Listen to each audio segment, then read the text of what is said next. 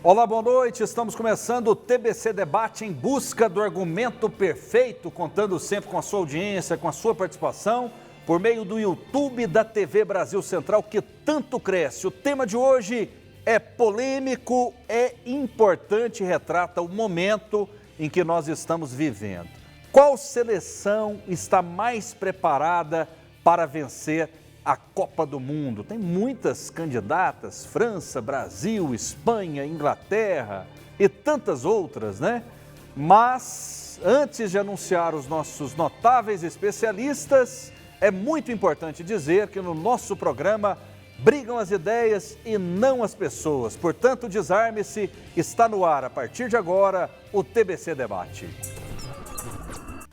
Qual seleção vai ser campeã do mundo na Copa do Catar? Comigo, dois notáveis especialistas com posições diferentes. Mas antes de anunciá-los, é sempre importante dizer que aqui no nosso programa brigam ideias e não pessoas. Vamos lá, Charlie Pereira, ele que é cronista esportivo, profundo conhecedor de esporte, de futebol. Tem muitos anos de estrada já, né, Charlie? Prazer muito grande revê-lo e eu fico muito feliz, me sinto honrado de um dia ter trabalhado com você, ainda quando eu era estagiário, e você estar aqui hoje na TV Brasil Central. Muito obrigado. Boa noite, Charlie. Boa noite, grande Rafael. Um abraço ao Edson Júnior, meu companheiro também de debate no dia de hoje. Quando você fala que eu estou com uma estrada longa e você disse que foi meu estagiário, significa que a minha estrada é mais longa do que você. Você é mais velho do que eu, né, Charlie? Mais experiente, podemos dizer assim, mas é um prazer estar aqui na televisão Brasil Central, que já foi minha casa. Esse complexo aqui já foi, né, meu local de trabalho, onde eu aprendi muito com muitas e muitas pessoas aqui no antigo CERN. Sim. Ainda era consórcio de empresa de radiodifusão e notícia do Estado, depois tiveram outros nomes. Estou muito feliz de estar aqui na TBC Cultura. Ainda é a sua casa, né? A casa de todos os goianos. Edson Júnior, repórter esportivo, jornalista esportivo, né? Para mim, o grande âncora esportivo do estado de Goiás.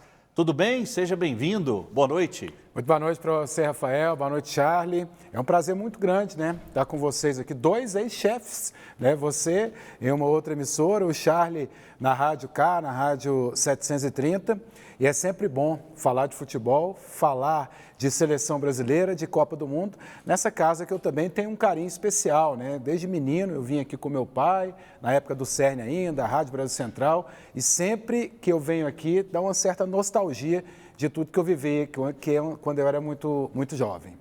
Edson Júnior, essa camisa amarela significa que você acredita na seleção brasileira como a principal favorita? Acredito. Eu acho que a seleção brasileira mostrou nos dois primeiros jogos que é favorita a chegar ao título mundial. É claro que vai passar ainda por questões complicadas no decorrer da Copa do Mundo, nas oitavas de final, nas quartas de final, na semi, quem sabe chegando até a final do Mundial, mas eu acredito ser sim a seleção brasileira. Eu não acreditava antes da Copa do Mundo, por um simples fator. A seleção estava muito bem, mas jogando apenas com seleções sul-americanas, né? Ou com seleções da Arábia Saudita, da Ásia, ou seleções da África, e não havia ainda enfrentado seleções da Europa, já que o último jogo do Brasil antes da Copa do Mundo foi exatamente na Bélgica, eu estava inclusive lá na Rússia, e a desclassificação no último Mundial. Mas ela mostrou, né, nesses dois primeiros jogos, que está bem preparada para conquistar o Mundial. Charlie Pereira sempre é cético em relação à seleção brasileira. Ele não entra em oba-oba pelo que eu conheço. Dessa vez, Charlie, você acredita ou não? Qual é a principal favorita, Charlie? Não, ainda sem oba-oba, ainda sem aquela euforia. Eu vejo um Brasil extremamente competitivo. O Brasil ainda não deu show. Os dois jogos que venceu, Sérvia e Suíça, né, não foram jogos, principalmente na primeira parte, fáceis. O Brasil conseguiu construir as vitórias no segundo tempo, com mexidas, com jogadores, né, principalmente nesse último jogo que vieram no segundo tempo. O Bruno Guimarães foi a grande peça, né, que veio do banco de reservas e mudou para mim o jogo do Brasil contra a Suíça, que, repito, se mostra competitiva, se mostra, pelo time que tem e pela camisa que representa, uma das favoritas à Copa do Mundo. Mas Sérvia e Suíça, né, como destacou o Júnior, são as seleções europeias depois de 4 anos sem enfrentar ninguém da Europa, né? Porque a Europa é que manda no futebol mundial nesse século. O Brasil conquistou a Copa lá em 2002 e de lá para cá só deu a Europa. Em 2006 a Itália foi campeã, em 2010 a Espanha, 2014 a Alemanha, 2018 a França, né? Hoje o futebol mundial é dominado pela Europa. Muito bem, mas o principal favorito é o Brasil ou outra seleção? Você coloca a França e a Inglaterra, pelo que eu vi até agora, da Copa. A Bélgica me decepciona, esperava mais da Bélgica, então eu coloco França e Inglaterra como seleções extremamente competitivas também. Nessa ordem, coloca a ordem pra gente para dar clareza, Charles. Brasil, França e Inglaterra. Brasil primeiro? Sim. Para não ficar em cima do muro. O Perfeitamente. Júnior pode até me copiar. Brasil em primeiro, Edson Júnior?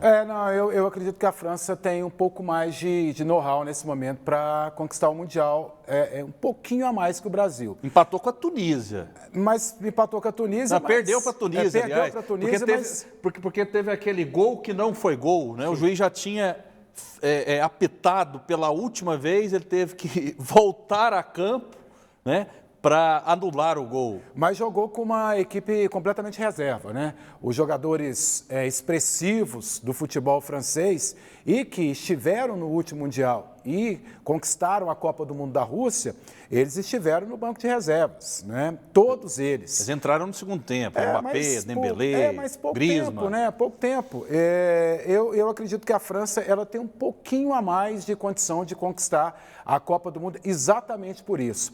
Os jogadores que o Brasil tem e que podem ser decisivos, eles estiveram numa Olimpíada, eles estiveram no decorrer das eliminatórias da Copa do Mundo mostrando um bom futebol, mas ainda não tem aquela cancha de chegar a uma final de Copa do Mundo e conquistar o Mundial, algo que os franceses têm. A França perdeu 2 jogadores na preparação para a Copa, que seriam titulares absolutos, talvez, até talvez na seleção brasileira, eu não diria porque tem um Casemiro, mas perdeu Kanté e Pogba, que são baita jogadores, titulares. E o Benzema. Copa. Perde o Benzema na reta final, que também seria titular na seleção brasileira, melhor jogador do mundo, né? Então, assim, é o Brasil perder Neymar, Casemiro e Marquinhos.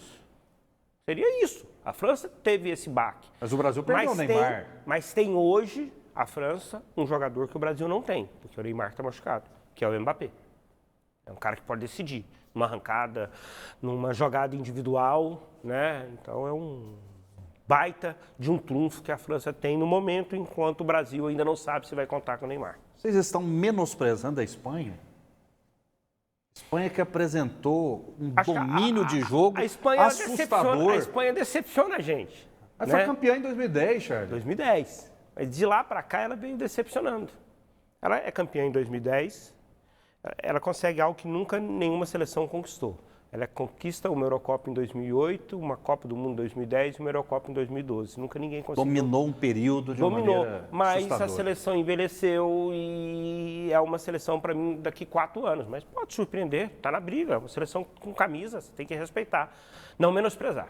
Eu tenho que respeitar muito vocês, mas o que eu vi da Espanha foi algo um tanto quanto assim até, não vou dizer revolucionário, né? Porque a gente teve a laranja mecânica na década de 1970, a gente teve recentemente esse time da Espanha também de 2010. Vicente Del Bosque. Mas o que esses meninos do meio de campo estão jogando é algo assim assustador. Tá lembrando Xavi e Iniesta, o Pedri e o Gavi. Mas é a mesma questão que eu digo de alguns jogadores da seleção brasileira. Eu acho que eles ainda não têm, embora estejam atuando em grandes clubes do futebol mundial, eles ainda não têm know-how de uma Copa do Mundo. Copa do Mundo é diferente. Você chegar em um Mundial e conquistar o título mundial é bem diferente de você conquistar uma Eurocopa, onde você tem outros jogadores mais expressivos jogando em seu clube. A seleção da Espanha é uma seleção que vem apresentando um bom futebol? É uma seleção que pode surpreender? Sim, mas eu acho que na hora H pesa um pouco mais ter disputado bons mundiais no passado, né? 2, 3, 4 mundiais atrás. O Cristiano Ronaldo está no 5º mundial dele, para chegar e conquistar uma vaga numa final ou na semifinal, numa final de mundial. Vou te dar um exemplo.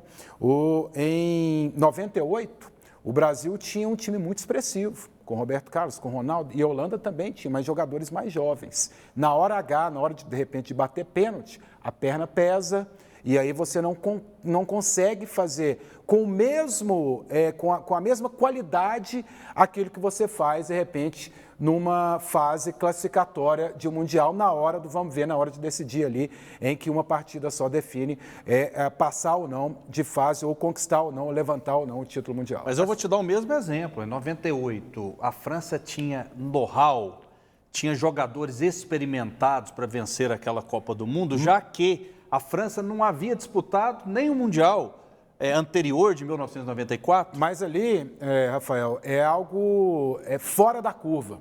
Porque o que aconteceu com o Ronaldo, horas antes da final da Copa do Mundo, deixou a seleção brasileira completamente desnorteada. Inclusive, eu assisti um documentário, acho que semana passada, o Roberto Carlos conversando com o Ronaldo sobre o que aconteceu, da convulsão que ele teve, vai para o hospital, quero jogar, não vou jogar, aí o Edmundo joga, não joga Edmundo. Aquilo desnorteou por completo a seleção. Se a seleção brasileira de 98 joga com a mesma seleção da França, com o Zidane, com o Petit, com todo aquele pessoal... Tinha o Henry também naquele time, né? Tinha o Thierry Henry, eu acho que não estava ainda. Thierry Henry? O Henry tinha 98? muito jovem. Henry, Djorkaeff, Deschamps, hoje técnico, Deschamps jogava. E só para completar, se a seleção brasileira joga mais 10 vezes com a Espanha, naquela mesma condição, com aqueles mesmos jogadores, a seleção brasileira conquistaria 9 vitórias e sairia, de repente, um empate com a seleção da França. Porque não foi só o episódio Ronaldo, e isso mexeu com o psicológico da seleção. O Ronaldo, principal jogador daquela seleção, não estava 100% para o jogo. Ele jogou ali muito pelo nome. Sim. Que é um cara que tem uma convulsão, horas antes, vai para um hospital, do hospital vem para o vestiário e fala assim, eu vou jogar. Acho que nesse documentário, acho que alguém fala assim, como é que você fala que o Ronaldo não joga, perde para a França, a culpa vai ser de quem não escalou o Ronaldo. Então, assim, o Ronaldo não estava 100% para aquele jogo, sabe? Estava completamente fora do normal. Mas você falou do Gavi e do Pedri, que são dois talentos. O futebol não tem uma receita de bolo, a gente vai ter aqui vários exemplos em várias competições. E Copa do Mundo, Copa do Brasil, o mata-mata, ele é diferente de um campeonato de pontos corridos, é uma característica completamente diferente. Uma noite infeliz, um dia infeliz, um jogo infeliz, né, elimina uma favorita. Daqui a pouco a Espanha pode ser campeã, mas quando você fala de Gavi e Pedro, você olha para o Brasil, você tem Rodrigo, você tem Vinícius Júnior.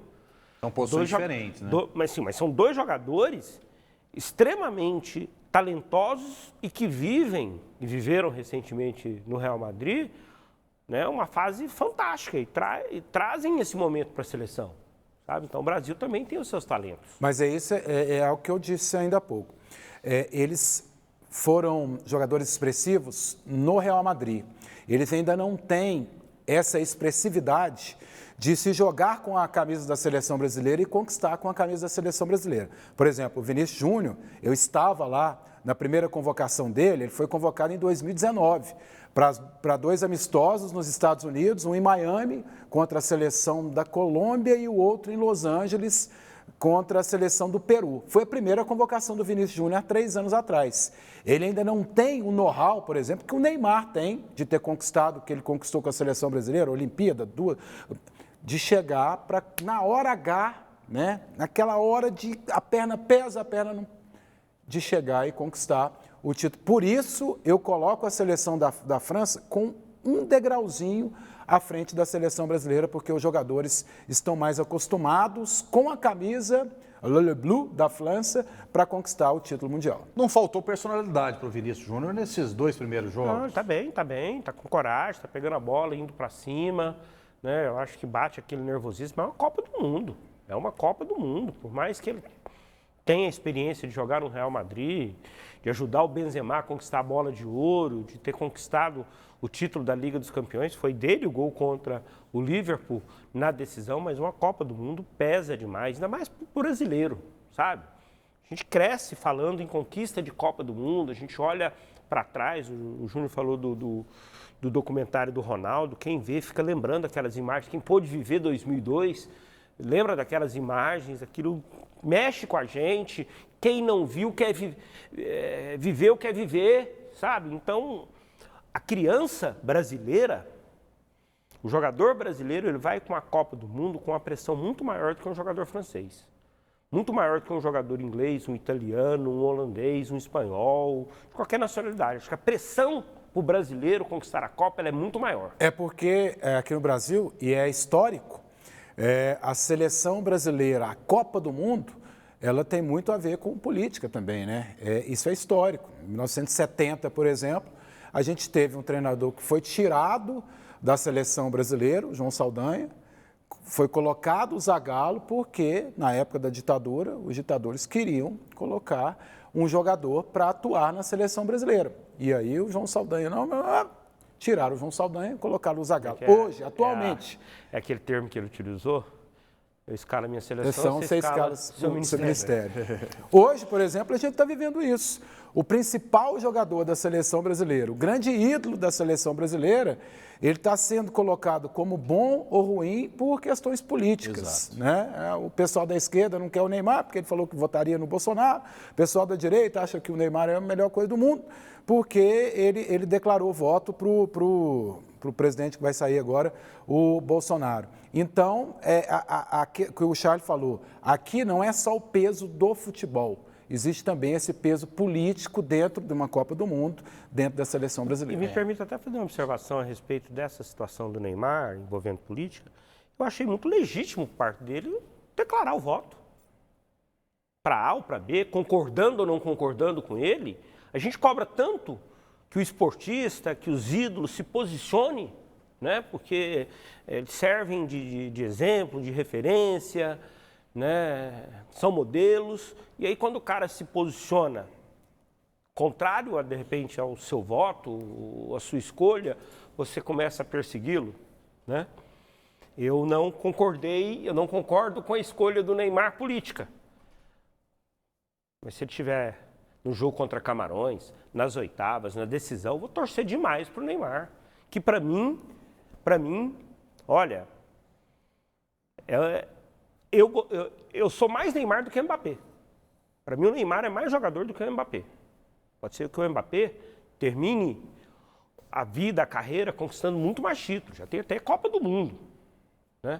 Mas eu gosto mais do Neymar do Mbappé, independente da posição política, independente do comportamento, às vezes, fora de campo. Mas dentro das quatro linhas, analisando o jogador, sou muito fã do Neymar. Para se ter uma ideia, o quanto essa pressão política, fora campo, ela influencia na seleção brasileira. O Richarlison fez 2 gols, ele não fez um grande primeiro tempo, na primeira partida contra a Sérvia, mas foi o cara decisivo. O Vinícius Júnior, para mim, jogou mais do que o Richarlison, mas se fosse escolher a fera do jogo, a antiga que a gente tinha, sem dúvida alguma o Richarlison seria o escolhido. Já nesse jogo, com toda a fama que quiseram colocar no Richarlison, para quem sabe substituir o Neymar nessa questão política, a gente acompanhava nas redes sociais, Richarlison falando sobre vacina, de Richarlison não sei o quê, ele já não conseguiu jogar o mesmo futebol. Era visível que o Richarlison tinha um certo peso de ser o protagonista da seleção brasileira e ele não consegue, ele pode conseguir daqui a pouco, em um próximo Mundial, ou daqui a 2 anos, numa Olimpíada, quem sabe, numa Copa América, mas ele ainda não está preparado para ser o protagonista que quiseram colocar no Richarlison por causa de um jogo para, quem sabe... Por questões políticas. O transformar no Neymar, né? Então, isso acaba pesando. Isso acaba pesando também no jogador mais jovem que não tem ainda esse know-how para chegar. Gente, não é fácil você pegar e colocar todo o Brasil, né, de norte a sul, dentro de uma Copa do Mundo, dentro de 26 jogadores para se representar aquele país, né, e conquistar um título, que aqui é uma coisa muito expressiva. De repente, o País de Gales, onde tem o rugby, que é o principal esporte, o outro, não tem essa expressividade. Mas aqui no Brasil a gente sabe como é que funciona essa questão de Copa do Mundo. E teve muita gente que comemorou a contusão do Neymar, né? Pois é. Para mim isso é assustador. Isso é terrível por questões políticas.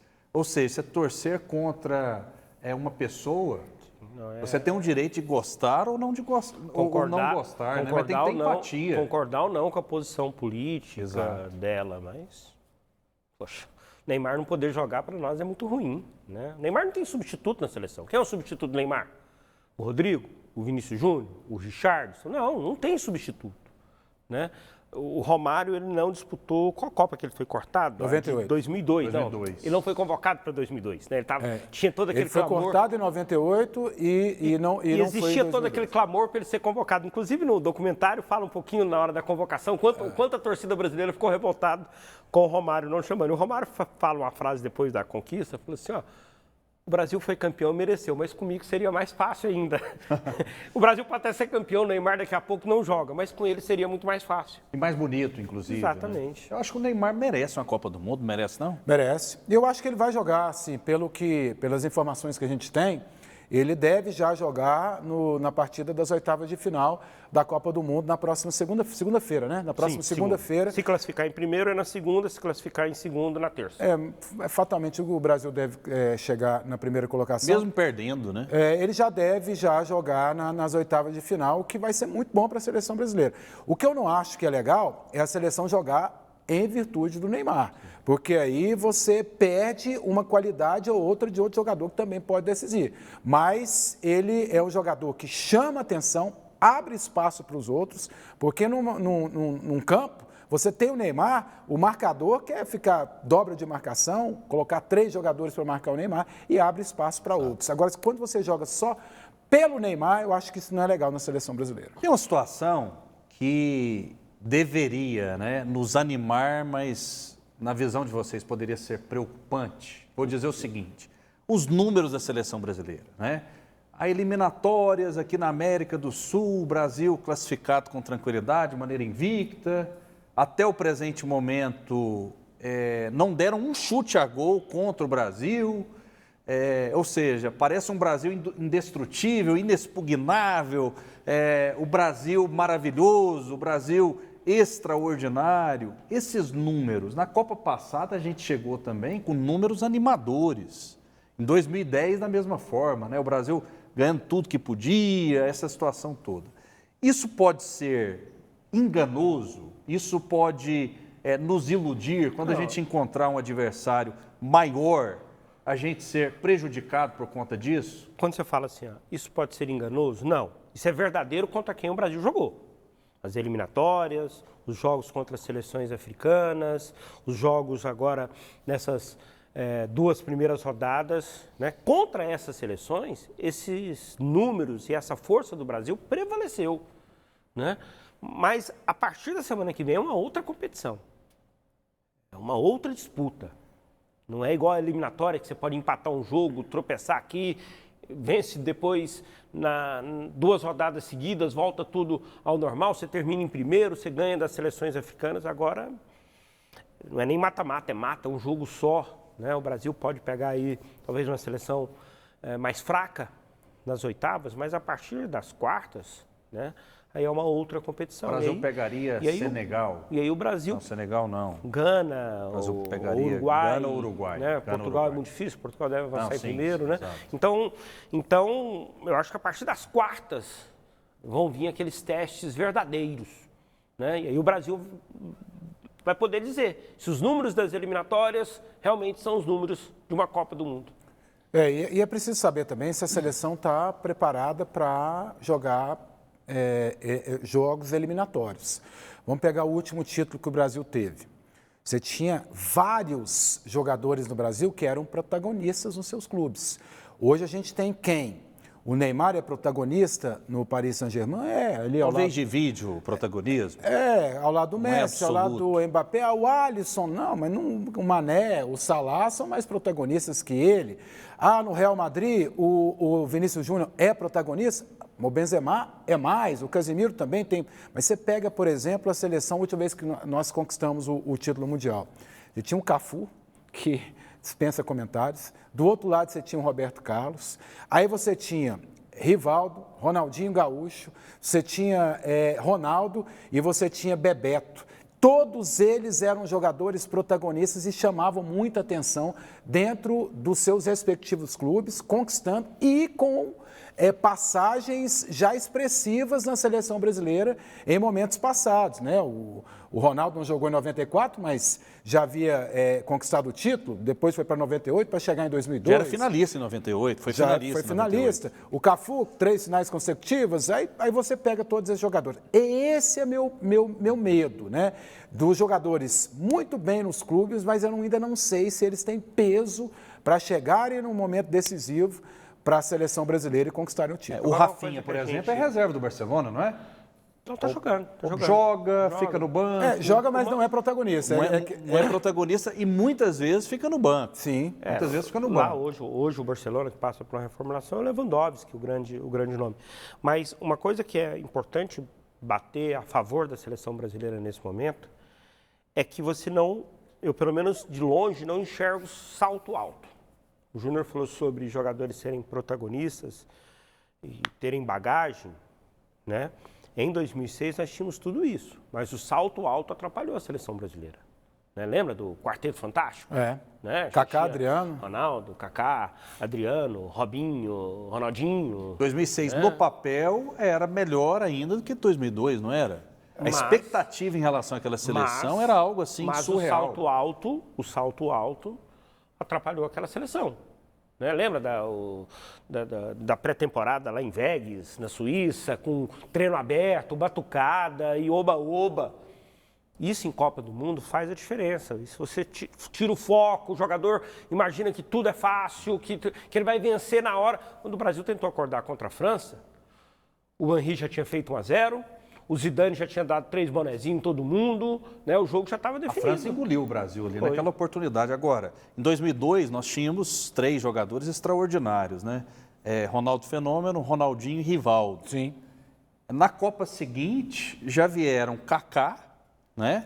Adriano, Robinho numa fase muito boa. Então, havia uma expectativa em relação àquela seleção do já ganhamos a Copa do Mundo. E que você em casa tire as suas próprias conclusões a respeito dessa Copa do Mundo, a respeito de futebol. O Charlie Pereira e o Edson Rodrigues vão estar aqui